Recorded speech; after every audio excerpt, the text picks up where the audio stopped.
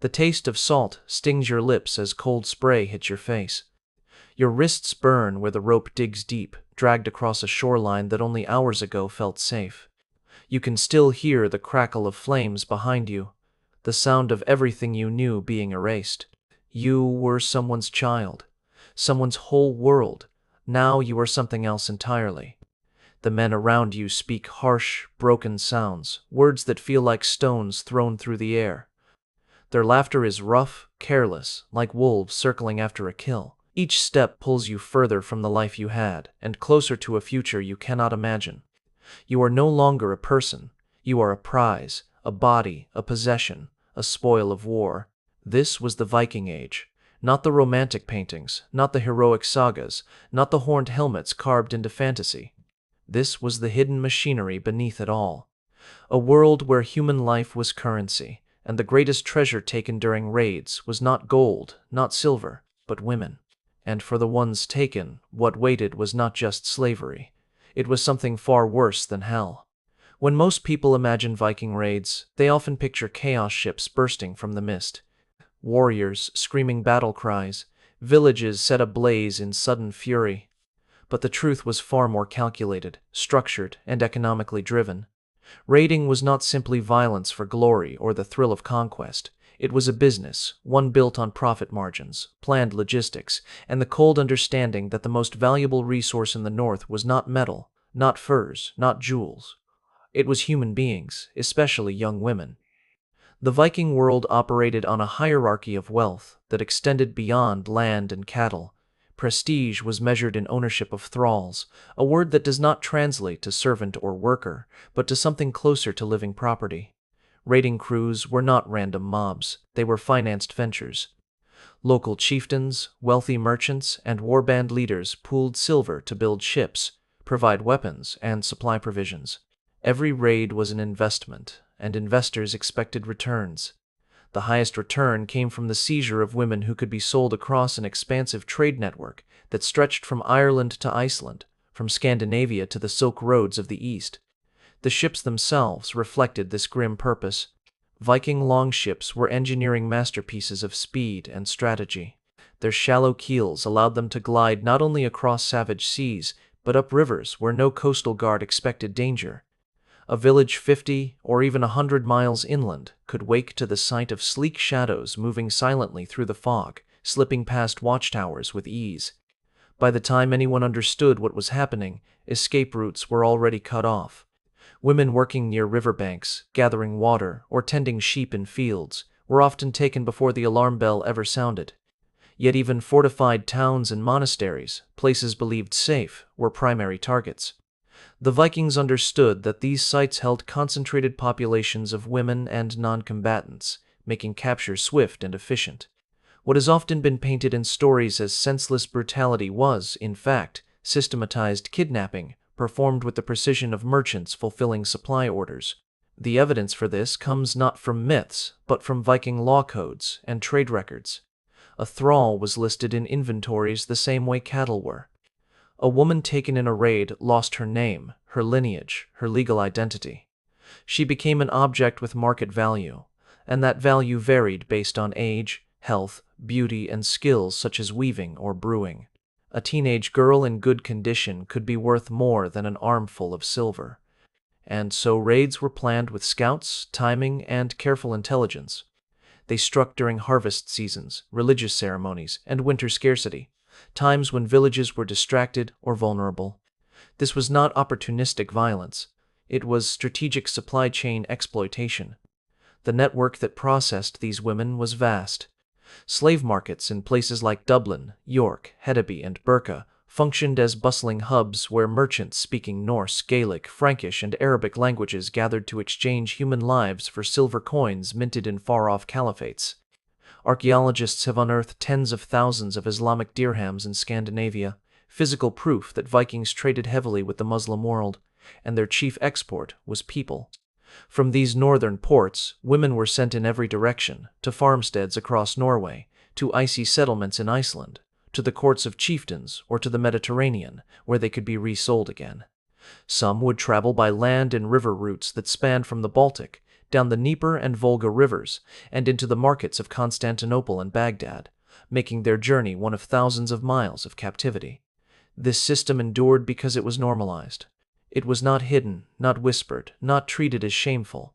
It was simply how the Viking world functioned. The sagas, written long after the age had passed, speak of slaves not with horror, but with casual acceptance.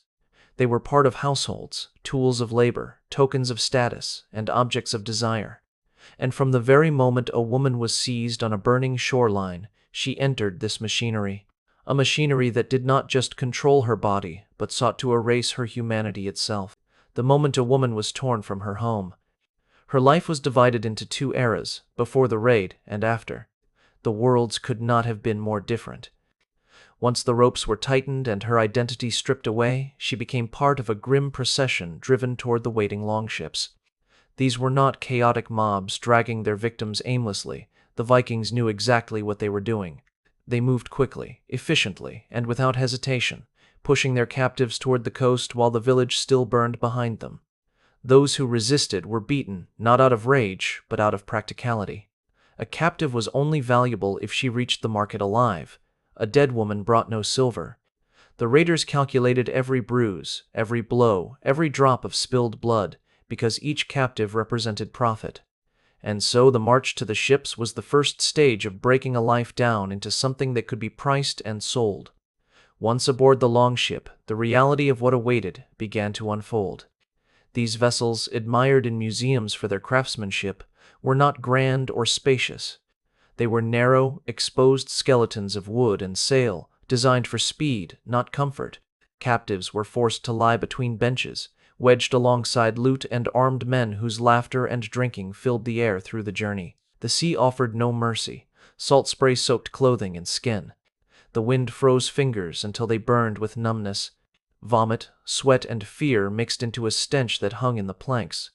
Water was rationed carefully, food even more so. The raiders would eat first, drink first, sleep first. The captives survived on what was left, which was often nearly nothing. Those who became sick or weak were sometimes pushed overboard, not out of cruelty alone, but because carrying a dying captive slowed the crew and reduced profit.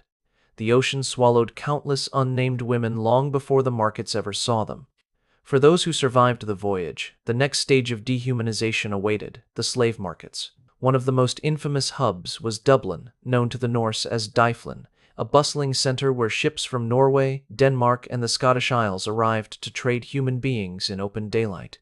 The captives were lined up on docks, examined as livestock would be, teeth checked, arms felt, hair inspected, weight evaluated. A girl's value could increase if she was skilled at weaving or brewing, or decrease if she bore scars, injuries, or signs of illness. There was no privacy, no modesty, no dignity. The human body became currency to be measured. Other major markets operated similarly. Hedeby in Denmark and Birka in Sweden connected Scandinavia to the vast river networks of Eastern Europe. Women taken from the coasts of Ireland and Scotland could find themselves marched south along the Volga or Dnieper rivers, moving through forests and trading camps toward Kiev, Bulgar, or even Constantinople. Some were traded to Arabic merchants who paid in silver dirhams, spices, embroidered cloth, or glass beads.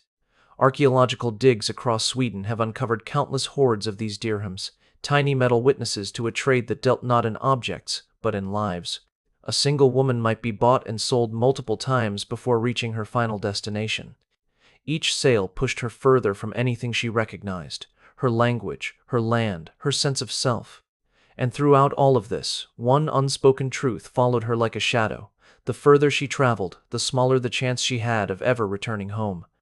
No matter how hard she clung to memories of the place she came from, her mother's voice, the smell of soil after rain, the laughter of a sibling, those memories dimmed as months passed and she moved deeper into the machinery of captivity. The Viking slave trade was not merely about forced labor or ownership.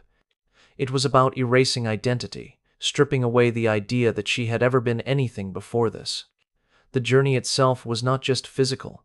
It was psychological, spiritual, and soul-crushing, because by the time she reached the market and was sold, she was no longer someone who remembered what it felt like to be free. She had already begun to understand the truth. This was not a passage to a new life. It was a descent into a world where survival meant learning to forget who she once was. Once sold, a captive woman entered a new reality that was designed not only to use her body, but to reshape her mind. The Longhouse, often admired in romantic retellings of Viking culture as a place of warmth, feasting, and kinship, was for her a prison masked as a home. It was here that the true structure of Norse society revealed itself, not in the clash of swords or the roar of battles, but in the quiet, grinding demand of unending labor. A thrall, especially a woman, woke before the first gray smear of dawn and moved through the day without pause until night smothered the sky. She was assigned the tasks free women were shielded from, the work that consumed strength and time yet left no trace of individuality. She hauled water in buckets that cut into her shoulders. She ground grain on stone until her fingers bled and her teeth wore down. She washed wool in ice-fed streams while her hands cracked open from the cold, and she bent over looms where hours stretched into seasons. Her existence was measured in chores, not memories. Her exhaustion was seen not as suffering, but as proof of her usefulness. This labor was not incidental to Viking society.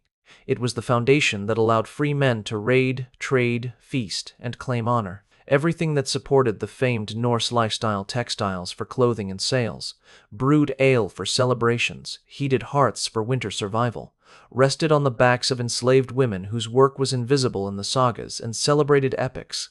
If she faltered, even for a moment, the consequences were immediate and brutal. Under Norse law, a thrall was not recognized as a person with rights, dignity, or legal standing. She was property, ranked in inventories alongside livestock. Her owner could strike her, starve her, sell her, or kill her, and the law would treat such acts not as murder but as the destruction of personal goods. Even her testimony was considered worthless. In Iceland's Gragas law code, a thrall's word held less weight than a goat's value. To live under such conditions was to understand that one's life did not belong to oneself. It was a possession in someone else's ledger. But labor was only one layer of her captivity. A far darker reality lingered always. Her body was not her own. Sexual access was considered the unquestioned right of her owner. This was not described romantically or hidden in euphemism. It was accepted with chilling matter-of-factness. The language of the sagas makes the arrangement sound routine, as though it were no more remarkable than lending an axe or sharing salt. Many households kept enslaved women as frilla, concubines whose role was openly acknowledged, even when a free wife lived under the same roof. Tension brewed constantly. A wife might despise the thrall forced into her husband's bed, but she could not stop it. The captive had even less power, and no voice at all. Her resistance would mean pain, punishment, or death. Her compliance was expected, demanded, and taken for granted. Children born from these coerced unions occupied an ambivalent position. If the father acknowledged them, they could be freed, though their status would always exist in the shadow between legitimacy and shame. If he did not, the child inherited the mother's chains, binding the cycle of enslavement into the marrow of another generation. This is not speculation. Genetic evidence confirms it. In Iceland today, around 80% of Y chromosomes trace to Norse male ancestry, while over 60% of maternal ancestry traces to Celtic women, clear proof that Viking settlement was built not on families migrating together, but on men bringing captive women across the sea.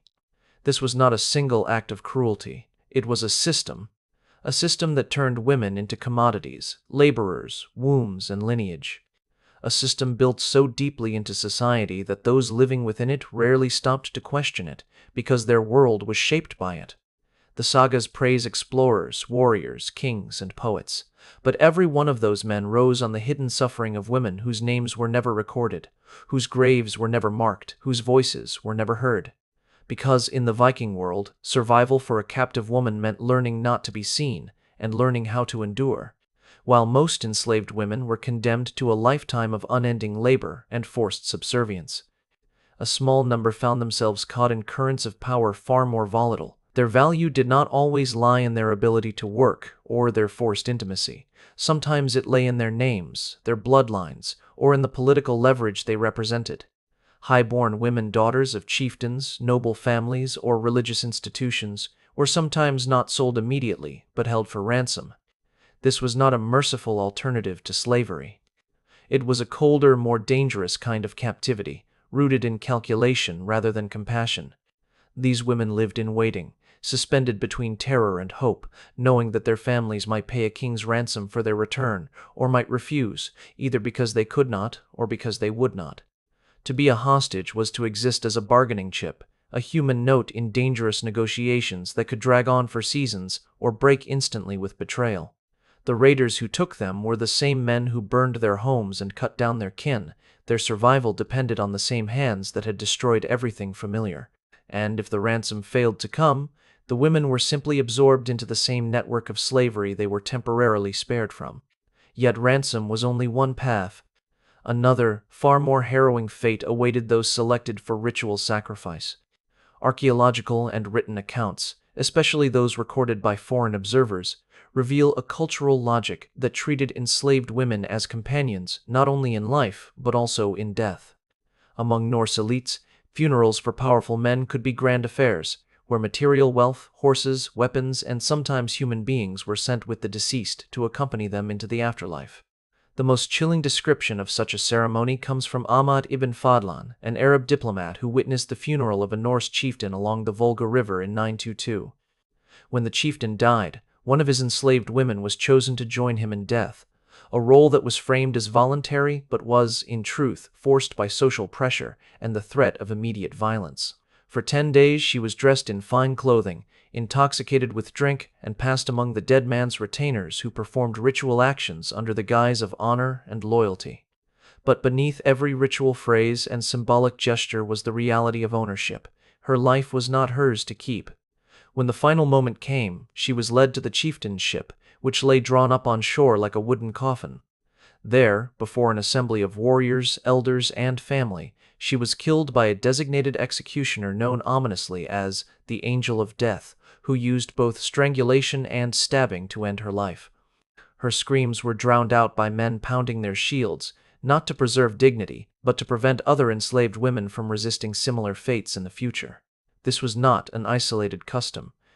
Across Scandinavia, burials with multiple bodies, often a high-ranking individual alongside one or more younger people of lower status, suggest a repeated pattern of forced companionship in death. The Oseberg ship burial, one of the most famous archaeological finds in Norway, contained 2 women, one elderly, treated with reverence, the other significantly younger, whose bones tell of a life marked by labor, poor diet, and hardship. Many scholars believe she, too, was a thrall, sacrificed to serve her mistress beyond the grave. The terrifying truth is that these sacrifices were not viewed as atrocities within Viking society. They were accepted as expressions of status, devotion, and rightful order. The enslaved woman was seen as part of her master's household, even in eternity. Her identity, her agency, and her life were not merely taken, they were claimed, absorbed into someone else's legacy. And for the women who witnessed these deaths, the lesson was unmistakable. Even death did not guarantee freedom. The body might stop, but ownership could follow into the next world. For the captive women living through these systems, hope was a dangerous thing. To hope was to remember. To remember was to suffer. Survival required a kind of forgetting, a dulling of the self.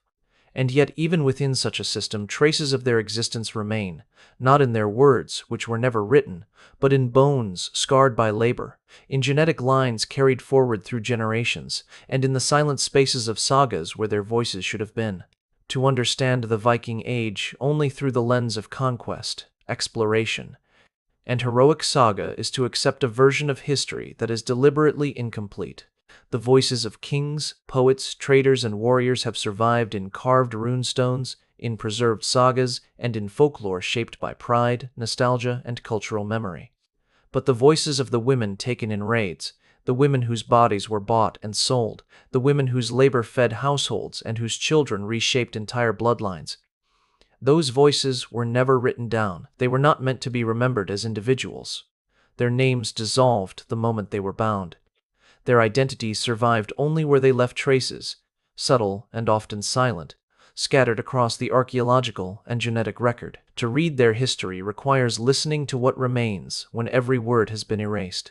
In settlements across Scandinavia, Excavations revealed the physical evidence of lives lived under strain, bones marked by repetitive labor, spines curved from carrying heavy loads, teeth worn down by grinding grain on stone, joints damaged by kneeling on cold floors. These skeletal remains lie in graves, lacking the grave goods that free women received. No bead necklaces, no brooches of status, no household tools placed with care. Many were buried at the edges of cemeteries or in shallow, unmarked pits, their existence acknowledged only by the earth. For centuries, their suffering was normalized to the point of invisibility. The sagas rarely describe the thralls' daily lives, because to the people who wrote them, these women were not protagonists. They were infrastructure. They were the labor beneath the glory, the quiet foundation beneath the roar of legend. And like foundations, they were meant to remain unseen. Yet their presence is undeniably woven into the very fabric of societies descended from the Viking world. In Iceland, where written genealogies stretch back more than 1,000 years, the maternal lineages tell a story that the sagas never explicitly reveal.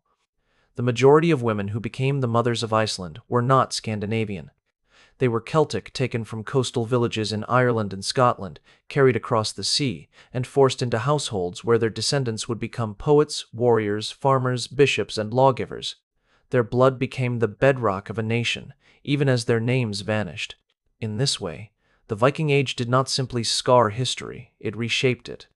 Entire cultures today exist because these women endured, survived, and bore children in captivity. The tragedy, however, is not only in what happened to them, it is in how easily the world forgot them. For centuries, stories of Vikings were reshaped into romantic tales of fearless explorers, adventurers who crossed oceans and discovered new worlds. Their violence was reframed as bravery, their raids became legends, their ships became symbols of daring and innovation, and the suffering of the women they enslaved was sanded down, softened, or omitted entirely. Museums celebrate the craftsmanship of swords, but do not always speak of the hands that cleaned the blood from them. Textbooks recount voyages to Greenland and Vinland without acknowledging the captured women who were forced to build those settlements. The popular image of the Viking, a bold, free, untamed spirit, exists only because so many others were not free. To tell the story honestly is to place these women back into the light, not as silent victims trapped in the margins of history, but as human beings whose lives shaped the world, even though the world tried to erase them. Their suffering was real, their endurance was real, their legacy is real. Every time we speak of the Viking Age, we speak also of them, whether we acknowledge it or not. Because behind every feast, every raid, every voyage, every saga hero, every carved ship prow cutting through waves, there were women whose freedom, dignity, and identity were taken to build that world. And the truth is simple and devastating. What Vikings did to captured women was not a footnote in history. It was the foundation of their world.